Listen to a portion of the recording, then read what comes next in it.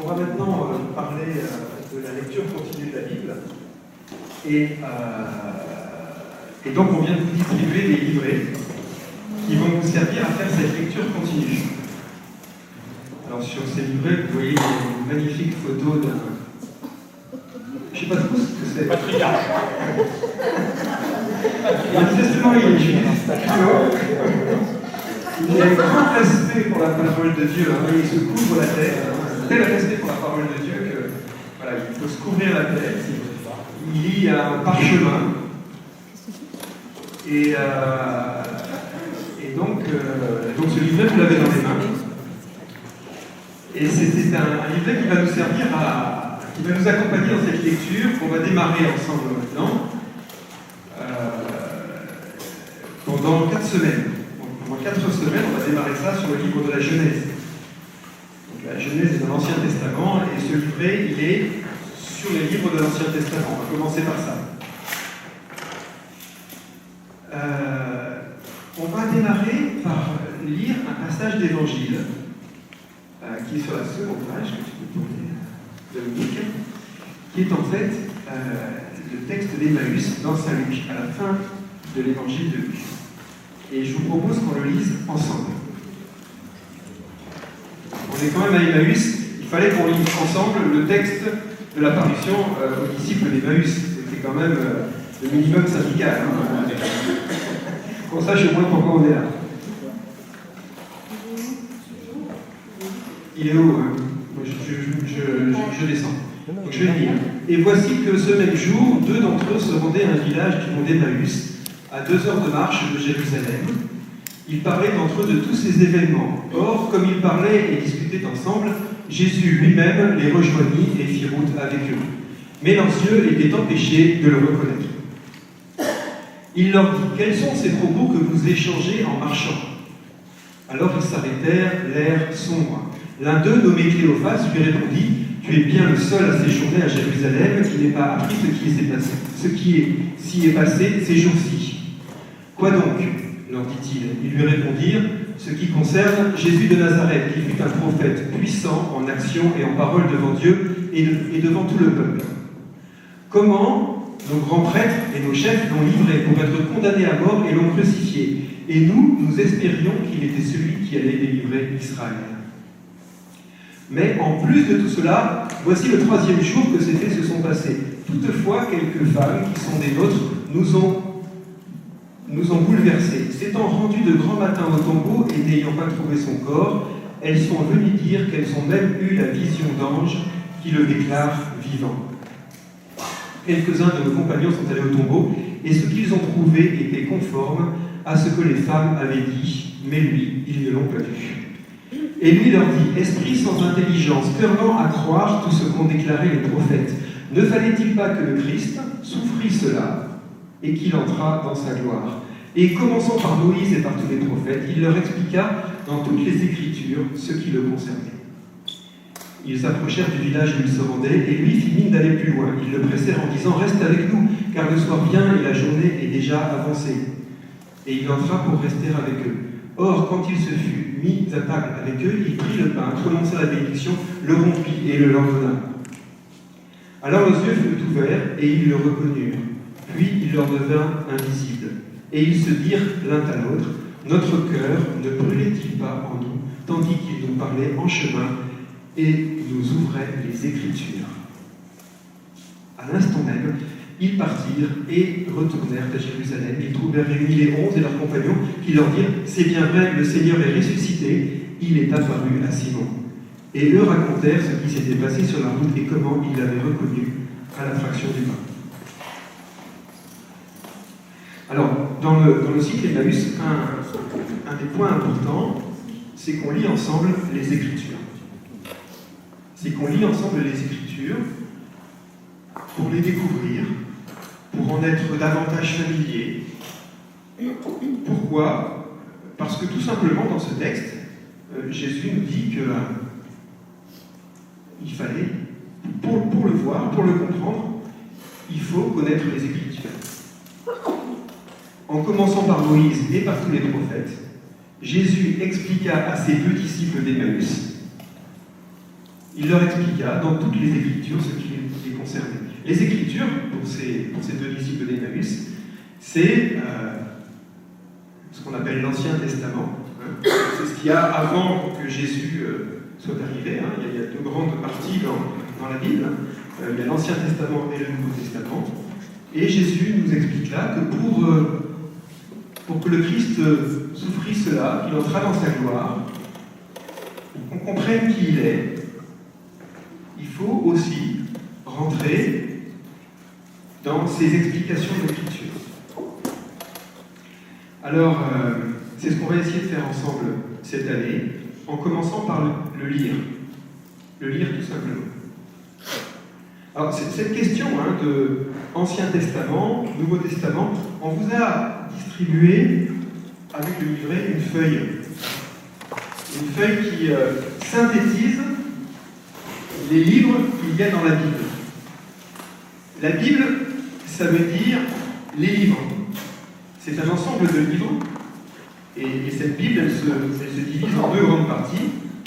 Une première grande partie qui est ce qu'on appelle l'Ancien Testament, c'est ce qui est sur la gauche de votre feuillet, et une seconde partie qui est le Nouveau Testament.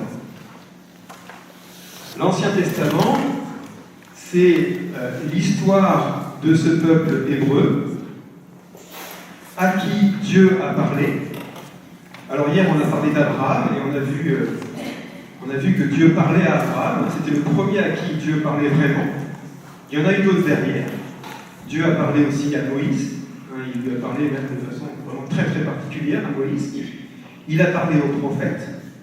Il a parlé à toute une liste de personnes qui sont décrites dans cette Bible et dans ces différents livres. Vous avez la troisième case, la quatrième case, c'est des prophéties, c'est les différents prophètes.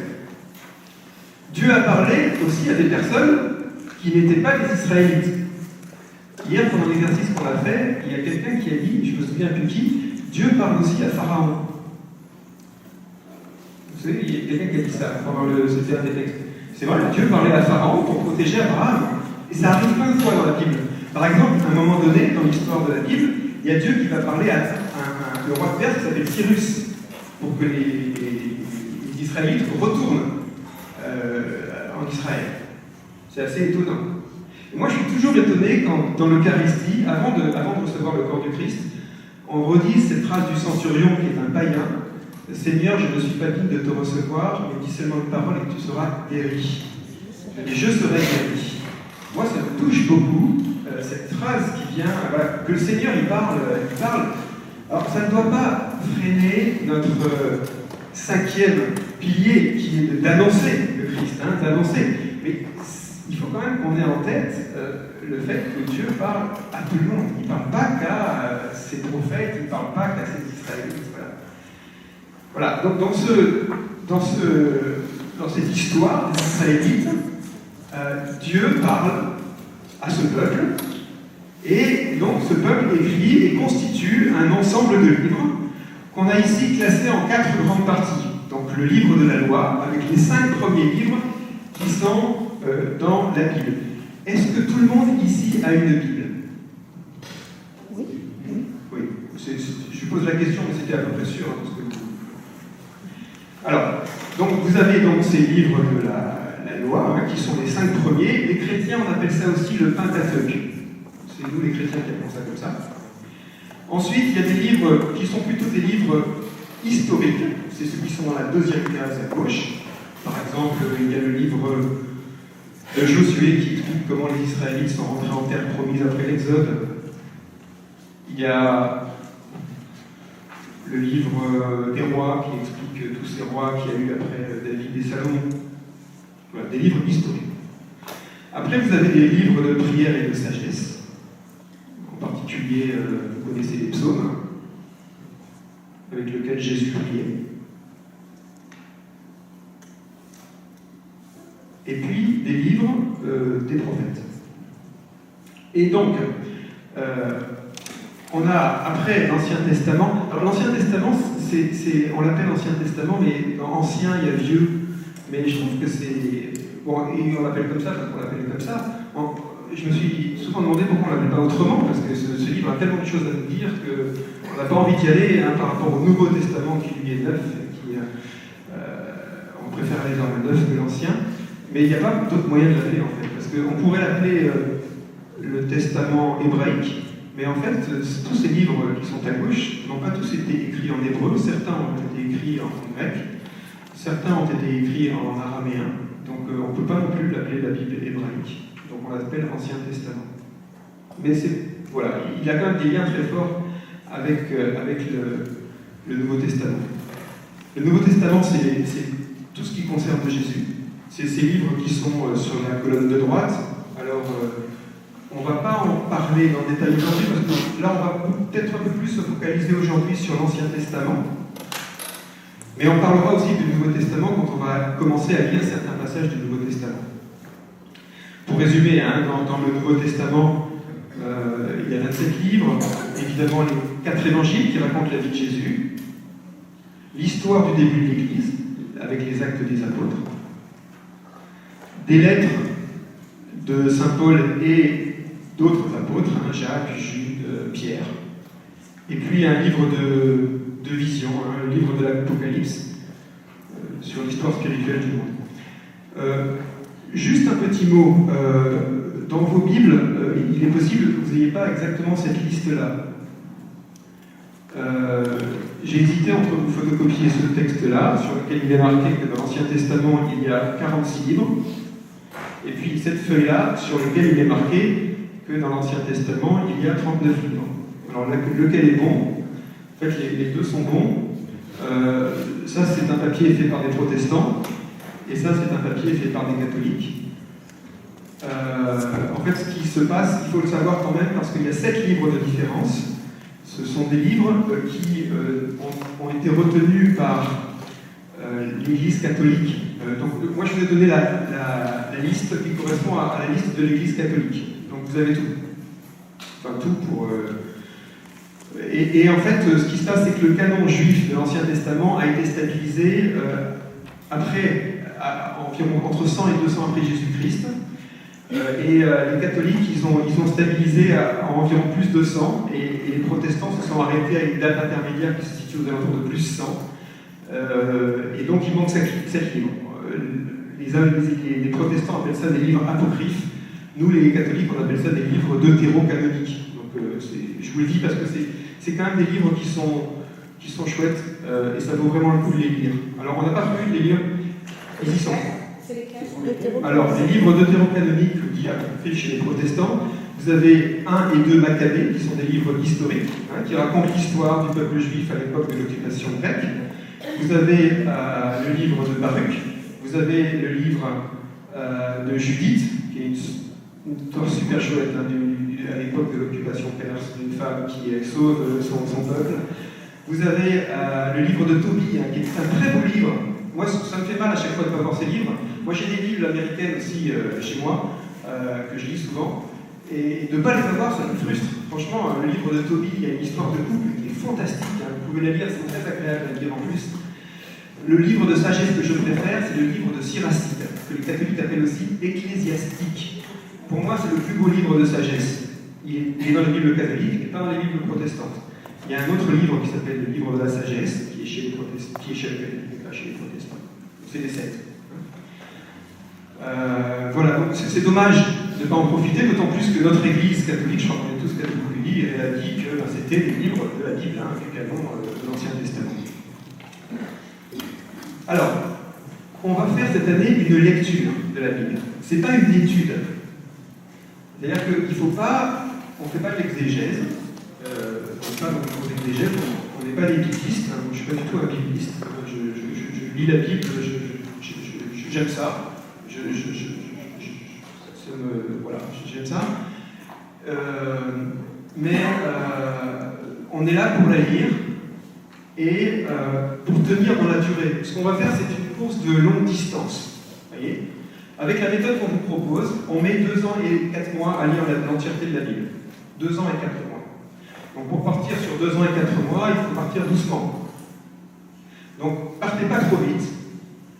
Limitez-vous à chaque fois à 15 minutes, 20 minutes max par jour, pas plus. Pas plus. Si des jours vous sentez l'envie d'aller plus loin, de lire d'un coup, je ne sais pas quel livre, non. Vous vous limitez à ce qui est proposé dans ce livret, pas plus. Ça peut aller plus vite que ça, hein. Il y a des passages en 5 minutes, c'est fait, c'est très bien. Ça suffit. Voilà, première chose. Donc pas trop longtemps, c'est une lecture. Utilisez le livret. Choisissez l'horaire plutôt en journée. Ne faites pas ça le soir. Ne dites pas je repousse ça au soir parce que c'est la dernière priorité. Faites ça plutôt en journée, entre midi par exemple. On a toujours 10 minutes, un quart d'heure entre midi. Là, vous avez plutôt la pêche, vous êtes l'esprit lucide et puis vous irez plus vite. Et puis voilà. Ne pas essayer de tout comprendre. Je n'ai pas mis là, mais si vous ne comprenez pas, des fois, c'est vraiment pas grave. L'objectif, c'est de se familiariser, de rentrer dedans. Alors évidemment, il ne faut pas que ce soit complètement de l'hébreu, enfin, il ne faut pas que ce soit du chinois, quoi. Mais voilà, il y a souvent peu d'unité dans les textes. Hein, alors que des fois, il y a quelque chose qui apparaît, on ne sait pas pourquoi. Il faut des explications et parfois une vue d'ensemble. On va finir par acquérir. Voilà. Si vous loupez des jours, ça peut arriver, ne rattrapez pas. Vous reprenez avec le livret qui est là. Hein, donc vous avez sur ce livret, si vous tournez les pages, vous avez très rapidement, je crois que c'est la page 9, les 4 premières semaines, qui sont en fait les 4 premières semaines, vous allez lire la Genèse. Donc le lundi, vous lisez la Genèse, le mardi, la Genèse, et vous vous arrêtez le samedi. Le dimanche, vous ne lisez pas. Si vous allez à la messe, vous aurez des textes, autre chose, mais vous ne lisez pas le dimanche, vous arrêtez le samedi. Donc vous lisez ce que vous avez à lire chaque jour, vous ne rattrapez pas, vous ne prenez pas d'avance. Vous prenez au fur et à mesure que ça vient. Si vous loupez un jour, c'est pas grave, de toute façon, ce qui nous intéresse plutôt, là, c'est la familiarité avec ces écritures. La familiarité. Voilà, on ne prend pas d'avance. Et puis, en fait, quand même, vous pouvez avoir quelque chose en tête. Quand vous lisez ces textes qui sont parfois un peu déroutants, hein, hier certains disaient, et c'est tout à fait juste de dire ça, dans la Genèse, il y a des textes de guerre, et puis il y a de la violence, et puis c'est parfois pas forcément très cohérent avec ce qu'on essaie de vivre. Prendre le temps d'avoir différents niveaux de lecture. Quand est-ce que l'événement qui a été décrit dans le texte s'est passé? Ensuite, quand est-ce qu'il a été écrit? On le voyait hier pour les textes de la Genèse, le bilan entre le moment où ça s'est passé, peut-être, et puis le moment où ça a été écrit. Ensuite, le troisième, c'est quand éventuellement vous en avez entendu parler, si c'est dans une homélie ou donc là c'est une lecture. Et puis ensuite, la dernière, c'est notre lecture au moment où je suis là aujourd'hui, qu'est-ce que ce texte a à me dire. Donc vous voyez, il faut arriver à distinguer ces niveaux de lecture au fur et à mesure qu'on lit. Sans faire d'acharnement, mais l'avoir en tête, quoi, les différences qu'il peut y avoir. Voilà. Et donc j'insiste, hein, encore une fois, c'est une simple lecture, c'est pas une prière. À chaque fois, à la fin d'un jour, hein, si par exemple je prends le premier jour, là, donc demain matin, demain, vous lirez le premier jour, Genèse, du 1 à 1, donc je vais prendre le chapitre 1 et vous allez vous arrêter au chapitre 2, verset 4. Donc vous allez avoir un petit guide hein, qui dit le premier récit de la création, de tradition sacerdotale. On va vous expliquer un petit peu après d'ailleurs. Enfin, je vais vous en dire deux mots.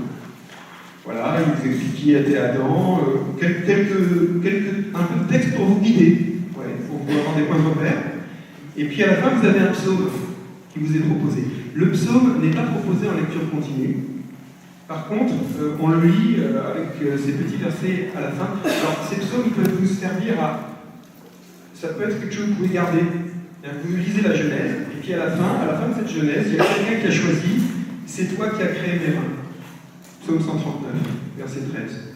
Et vous pouvez repartir avec ça, garder ce psaume, puis repartir à vos activités, à votre travail, à ce que vous faites. Vous faites résonner ça. Et le psaume a été choisi pour que ce texte résonne et vous habite. Hein, ne pas oublier que Jésus priait avec les psaumes. Voilà. Et vous avez là 4 semaines. À la fin des 4 semaines, vous arrêtez. Vous arrêtez parce que notre prochaine rencontre a lieu dans 5 semaines. Donc la dernière semaine, vous ne lirez pas la Bible, et puis la suite, ce sera l'Exode qui vous sera présenté la prochaine fois. Donc vous n'avez que 4 semaines de lecture. Voilà. Alors, ça c'était pour vous donner quelques recommandations, parce que ce qu'on démarre, c'est une longue distance. C'est 2 ans et 4 mois si vous voulez faire une lecture. Voilà. Et si vous voulez aller loin, il ne faut pas démarrer trop vite. Alors, les Bibles, donc vous avez déjà des Bibles, c'est peut-être pas la peine que je repasse là-dessus, mais disons qu'il y a différentes traductions, donc la TOB, traduction œcuménique de la Bible, qui a l'intérêt d'avoir été préparée à la fois par des catholiques et des protestants, avec des notes qui sont vraiment chouettes, moi je trouve, j'aime bien la TOB. La BJ, la Bible de Jérusalem, qui est classique chez les catholiques, une Bible qui est vraiment bien aussi pour faire la lecture. La Bible liturgique, bien adaptée à la parole en public. Le problème, c'est qu'elle n'est pas traduite partout, donc une version assez incomplète avec la liturgie. C'est qu'on entend la messe, la liturgie. La Bible seconde, c'est la Bible qu'on voit souvent chez les protestants, donc elle est très très bien, enfin elle est bien travaillée. Le problème, c'est qu'il manque les 7 livres dont je vous parlais tout à l'heure. La Bible des peuples. Alors j'ai dit missionnaire parce que je trouve qu'elle a de la pêche. Vous voyez, ce matin, on lisait l'évangile de Marc, et puis c'est Jésus qui impose son nom à Pierre. Alors que dans la TOB, on dit il donne son nom. Vous voyez, c'est plus cool. Je trouve que la Bible des peuples, elle est bien, elle est péchue, quoi. La Bible en français courant, qui est facile à lire. Toutes ces traductions sont bonnes. On est arrivé vraiment, il y a beaucoup de gens qui ont travaillé sur ces traductions, elles sont cohérentes, et je trouve que les différences entre ces Bibles enrichissent plus qu'elles n'appauvrissent. Moi, je trouve, en tout cas. Je vais très souvent, moi, regarder plusieurs traductions, comment ce texte est dit, et je trouve que, et alors, des fois, on va se chercher la traduction qui nous arrange peut-être, mais quand Rick Warren, dans ses enseignements et puis dans ses bouquins, il a une vingtaine de références de types de Bible.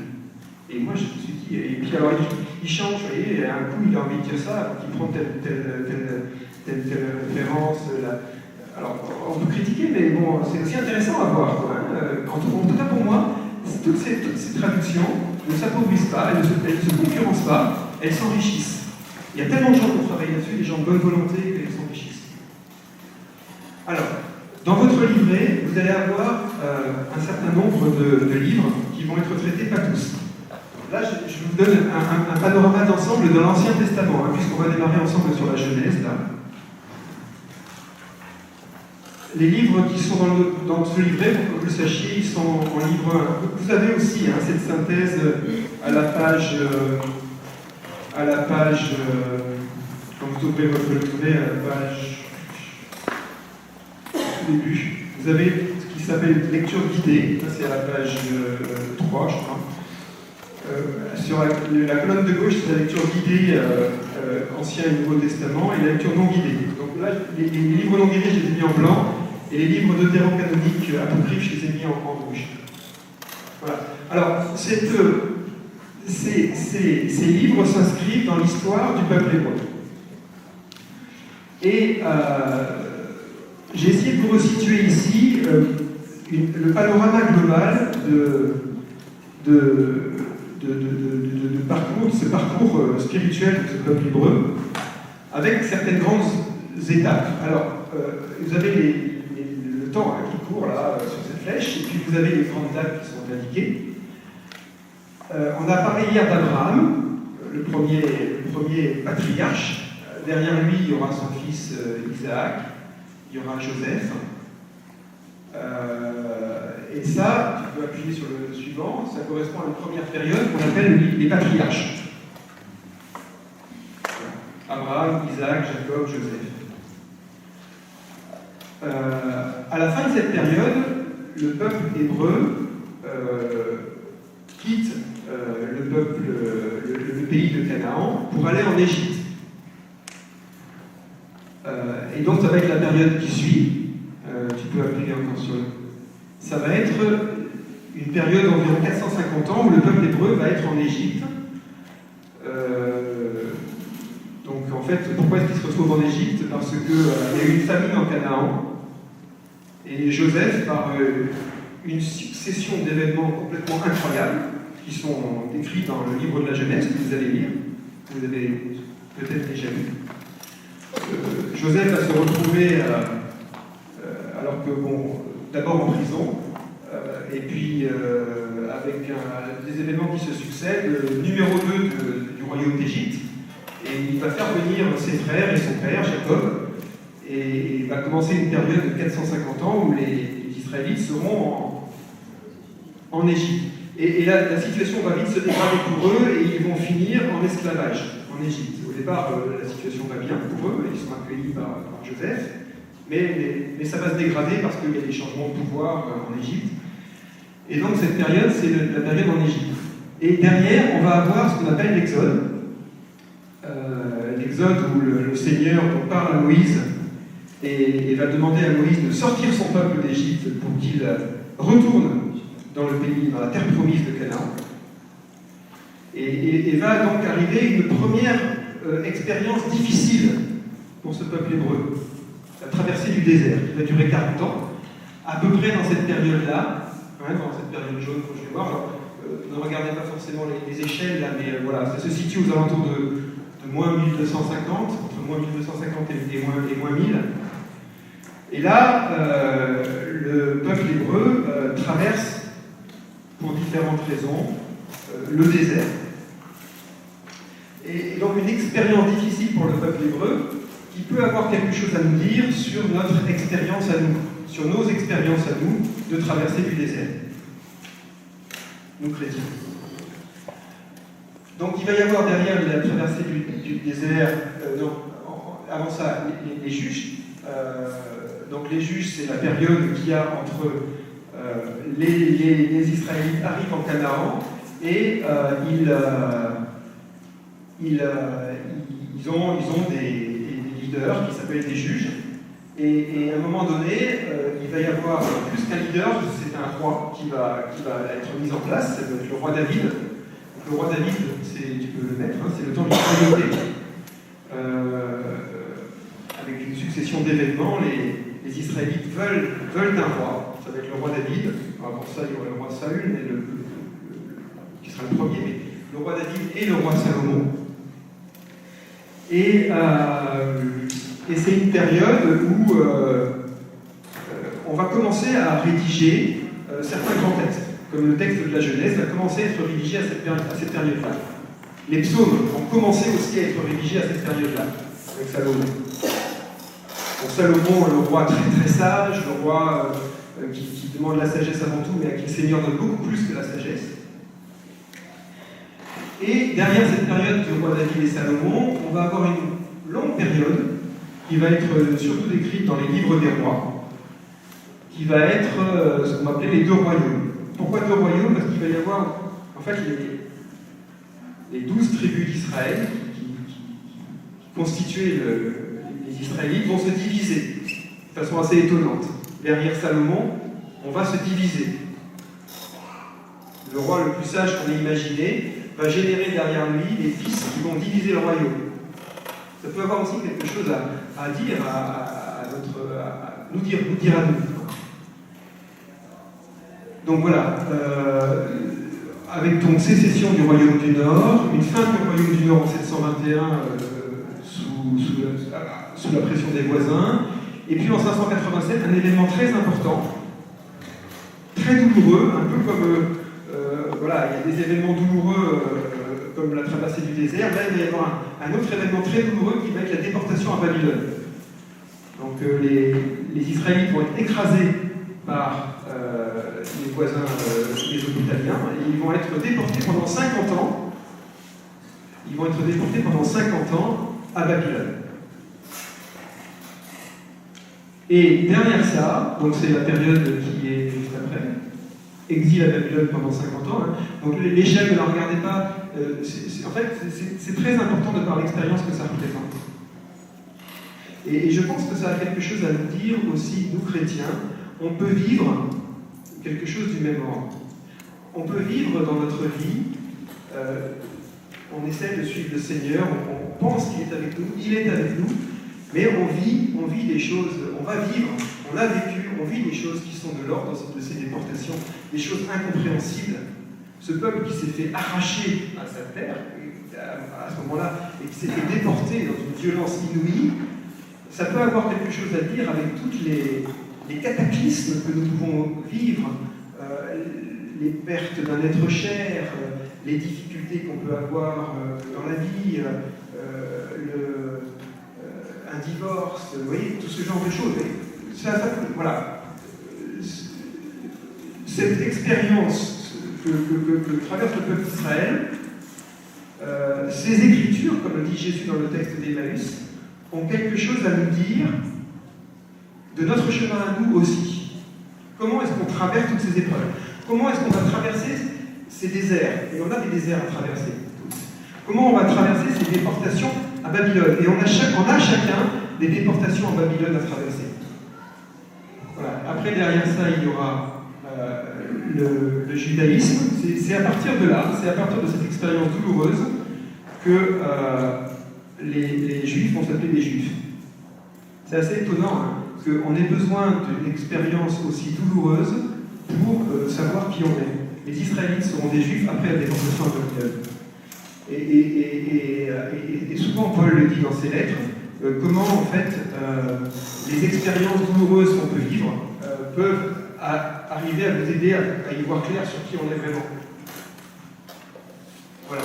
Alors, donc, c'est cette histoire du peuple juif, en fait, par quoi elle est retracée? Par les textes de la Bible. Donc, on retrace en quatre grandes parties. Donc, tu peux appuyer 4 fois sur le transparent. Donc, les livres du Pentateuque, les livres historiques, les livres prophétiques et les livres poétiques.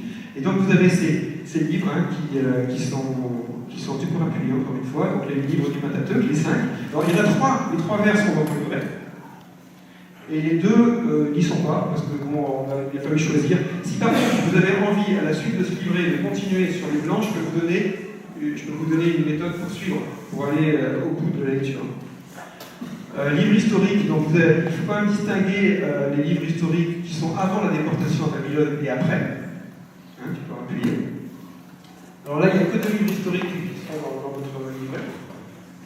Et puis les livres prophétiques, donc vous avez beaucoup de livres prophétiques d'avant la déportation à Babylone dans vos livrets, parce que c'est important tout ce que ces prophètes peuvent dire. Souvenez-vous du texte d'Emmaüs, il fallait que vous rentriez, il faut que vous rentriez dans ces écritures et dans ce qu'ont dit les prophètes.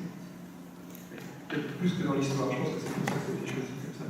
Et puis après, les prophètes d'après, qui sont également importants, ils ne disent pas la même chose, ceux d'avant la déportation à Babylone et ceux d'après la déportation. Et dans les livres poétiques, vous avez surtout des psaumes. Donc voilà le panorama de ce que vous avez dans les livrets que vous avez reçus. Que vous dire d'autre?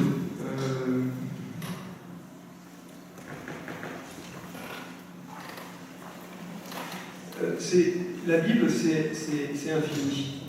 On pourrait faire, alors, on n'est pas là pour faire de la... on pourrait il y a lui qui me fait des signes raccourcis la Bible. Mais voilà, on pourrait faire de l'archéologie, aller chercher dans les civilisations sumériennes, dans les civilisations qui sont voisines, pourquoi est-ce qu'on parle de l'arche de Noé, on ne va pas le faire ici. On va quand même, pas sur le paragraphe d'après, dire que pour la Genèse que vous allez lire, il y a deux grandes parties. Il y a une première partie donc, du verset du chapitre 1 à 11 qui traite des débuts de l'humanité. Ensuite, du 12 à 50, la vie des patriarches, Abraham, Isaac et Joseph. Ce qui est intéressant de savoir aussi, c'est que la Genèse, comme la plupart des livres de l'Ancien Testament, ont été constitués en plusieurs étapes, plusieurs couches. Va l'étape suivante, là c'est un dessin que vous avez dans votre livret qui est intéressant parce que je trouve qu'il retrace ces grandes étapes, vous voyez, en partant des patriarches, en passant par le Exode, avant le désert, le royaume de Salomon, les 2 royaumes qui divisent, l'exil. Vous avez les principaux prophètes qui sont sur ce tableau. Et on voit, pour la Genèse, c'est intéressant d'avoir les différentes traditions qui ont permis d'écrire le livre de la Genèse. Là, vous avez la Genèse telle que vous allez la lire, avec les chapitres que vous allez lire. Là, il y a tout. Par contre, dans cette version-là,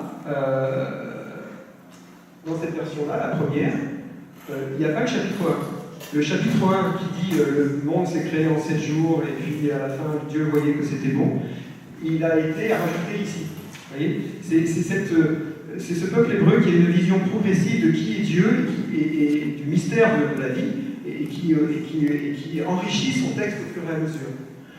L'épisode de Abraham qui sacrifie son fils au chapitre 22 qu'on a lu un petit peu hier, il apparaît dans la tradition élohiste. Vous voyez, là, il n'y est pas. Là, on a juste un Abraham qui est... il n'y a pas cette histoire de sacrifice. Il apparaît là. Donc, il faut plusieurs centaines d'années pour que le peuple hébreu il rajoute cette histoire de sacrifice, et puis pour qu'il rajoute cette histoire de... le le monde est créé en cette étape. Vous voyez, ça vient progressivement, et puis il rentre progressivement dans ce mystère de la vie, dans ce mystère de ce qu'est le sport. Alors, on peut s'arrêter aussi, hein, une chose très intéressante. On a décidé de commencer à rédiger la Bible. C'est qui a décidé? C'est Roi? Alors, on revient en arrière. En fait, c'est très complexe, hein, ce processus. Disons qu'il y a des traditions au niveau du peuple hébreu qui ont, par rapport à des époques où on arrive à dire, on a telles époques où la Bible était ainsi faite, et à un moment donné, un peu après le Christ, aux environs 100, on a stabilisé. Tu as des savants, des docteurs de la loi en Israël qui ont décidé de figer complètement les textes et puis de dire quel livre il y avait dans l'Ancien Testament. Ces textes ont évolué, mais ils ont été figés complètement en plus 100 pour ce qui constitue le canon de l'Ancien Testament. Mais la décision originelle, c'est le roi David. Non, non, c'est pas le roi David, c'est des communautés israélites qui écrivent ensemble avec les docteurs de la loi.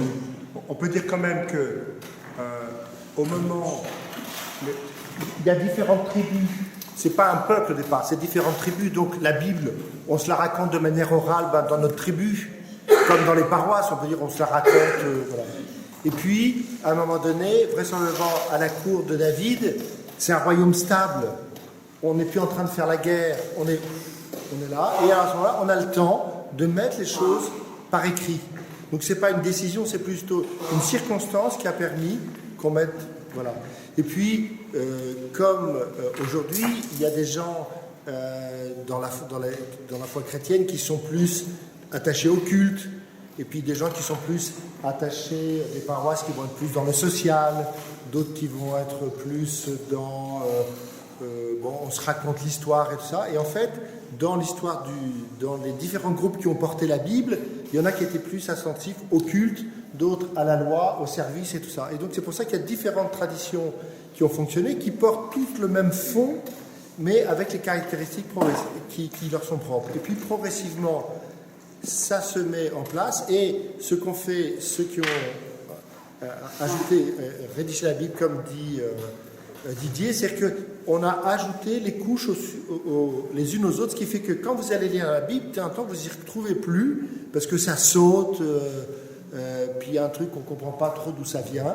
Voilà. Donc c'est pour ça que la Bible, au début, il faut la lire d'un coup, on n'essaye pas de tout comprendre, puis quand vous allez vous immerger, il y a des grandes tendances qui vont sortir, et vous allez être de cette imprégnation va sortir du sens. Mais il ne faut pas vouloir chercher du sens tout de suite dans le premier page ou les deux premières pages qu'on va lire. On a aussi quelques problèmes, on n'est pas passé brutalement de la tradition orale à la tradition écrite. Ça s'est fait très progressivement, et que même au temps de Jésus, les Juifs n'avaient pas fini de passer de la tradition orale à la tradition écrite, puisque c'est environ 150 ans après qu'ils ont écrit le Talmud, qui est un ensemble de textes écrits dans la tradition orale qui était vivante chez eux, et que nous n'avons pas récupéré parce que nous, on s'est basé sur les textes qui étaient écrits à l'époque. Tout à fait. Ouais, question, je suis un peu ignorant. Pour les gens qui considèrent que l'Ancien Testament est un livre sacré, quelles sont les raisons pour eux qui expliquent que justement c'est un livre sacré? Tout ça, Il y a des raisons qui expliquent le caractère sacré de l'Ancien Testament. Est-ce que c'est parce que j'ai entendu un jour que c'est parce que les gens qui ont écrit avec l'influence, c'est ça ou ça, mais je ne connais pas trop. Ce livre, il demande avant tout à être interprété. C'est un livre vivant. C'est un livre, tu prends le livre de la Genèse, ce que vous allez lire là, c'est un livre qui a une dimension universelle. Donc, je ne sais pas ce que tu veux dire par sacré, mais ce qu'il y a de sûr, c'est que l'expérience de ces patriarches, Abraham, Isaac, Jacob, c'est une expérience universelle qui a quelque chose à nous dire à chacun, quelque chose qui dépasse ces seuls personnages. Donc en cela, peut-être que ça veut dire qu'ils sont sacrés. Maintenant, l'Ancien Testament, il n'y a rien de sacré. Non. Je pense que ce qu'il veut dire, c'est, on dit les Juifs, ils ont figé les textes à telle date. Quand est-ce que nous, on a figé les textes en disant, ça, c'est la